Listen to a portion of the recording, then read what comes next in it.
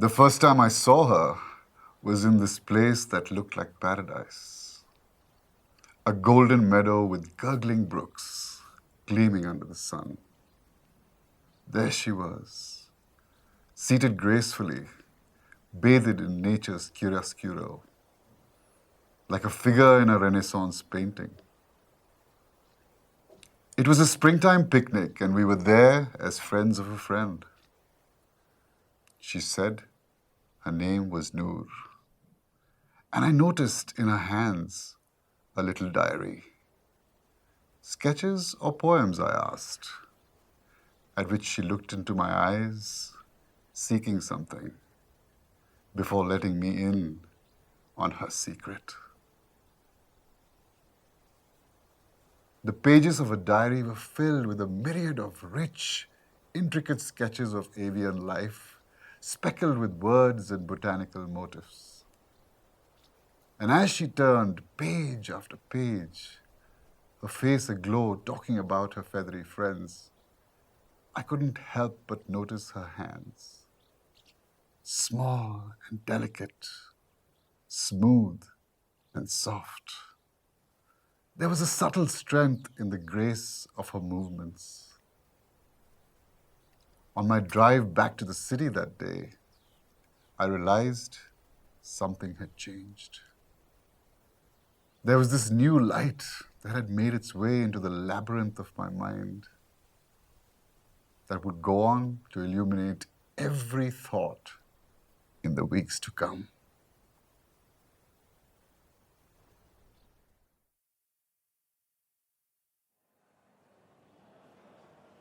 After a month and 21 days, I was finally going to meet Joy. What an apt name for Joy is what I experience a magical, radiant warmth every time we connect. He had called a week ago saying that he would be visiting my city for a 3-day conference. I told him, try and squeeze in another day so I can show you my favorite spots in town. Summer for me that year was a good whole 18 hours that we spent in a blur. Where do I begin? How we walked the promenade with Dali-esque, melting ice creams in hand, minutes later escaping into the cool marble interiors of the museum. I learned a new word that day, sfumato, a painting technique that makes contours appear soft and blurred. And such is what happened to the platonic bearings of our friendship. As we sat inches away from each other, spinning in a merry carousel, where amidst the blur of carnival lights, we held a gaze deep and unbroken, one that made no attempt at masquerading our racing hearts. When it was time to say goodbye, something unusual happened. The first summer rain. I knew right then that our lives would be entwined forever. The two of us, warp and weft, a rich tapestry waiting to be formed.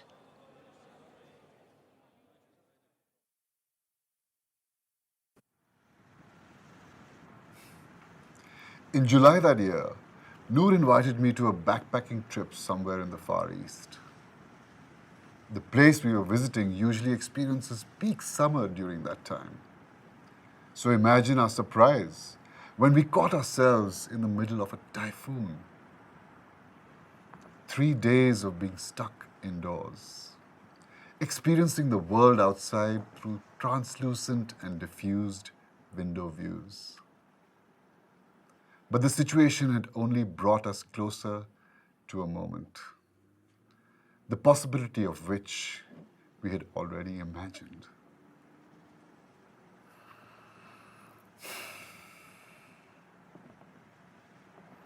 The torrent of rain outside became a mist-laden dance between the earth and the sky. A sweet symphony compiled by Mother Nature, complete with flashes of brilliance and thunderous applause. her hands in mine and mine in hers. It was the purest form of intimacy, like a halo kindled from the very core.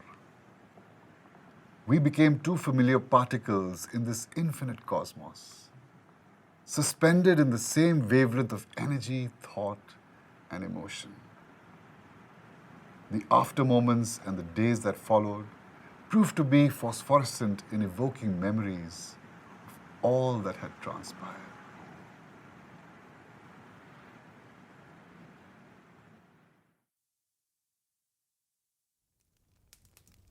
Fireflies are best seen and left in their natural habitat.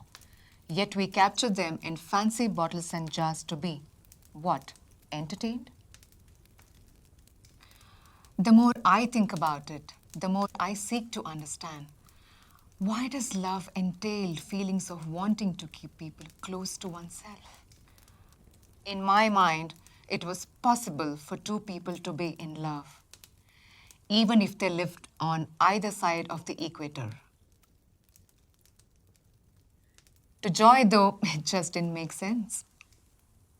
He laughed when I told him that me moving to his city would mean leaving behind beautiful boulevards, parks, and fountains for a world of cold and imposing concrete and in your face neon lights.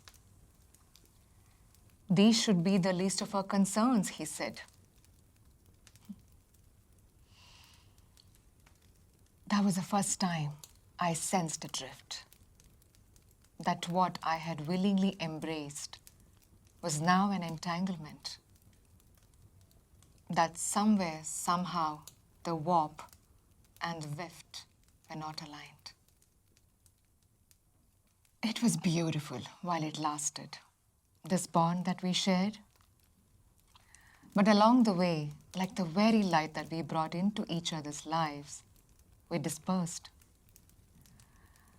leaving loosened memories behind.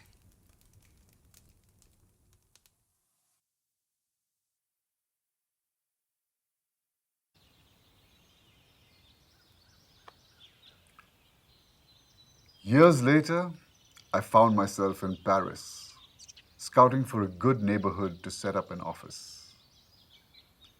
It was 3 degrees Celsius, but the warm, roseate sky above spoke a different story. Over 1,000 birds singing their vesper, engaged in a hypnotic flight pattern. Later that evening, a few pegs down, I walked out of a bar, my eyes manifesting beautiful bouquets and blurs out of the city lights.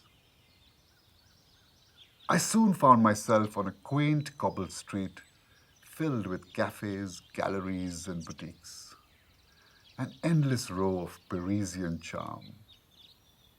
A bookstore caught my attention.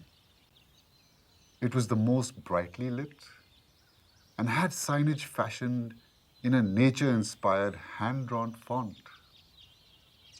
I was somehow strangely familiar with the design. The sinuous details, the rise and fall of the curves. I knew I had to check it out. I froze. Seated behind the counter was Noor, who also instantly recognized me. As I fell on my knees, she stood up shakily on hers, and then we hugged. I now realize that I was always destined to visit that bookstore. That, yes, we were apart, but interwoven in my years throughout was this journey of me consciously following my light, the light I call Noor.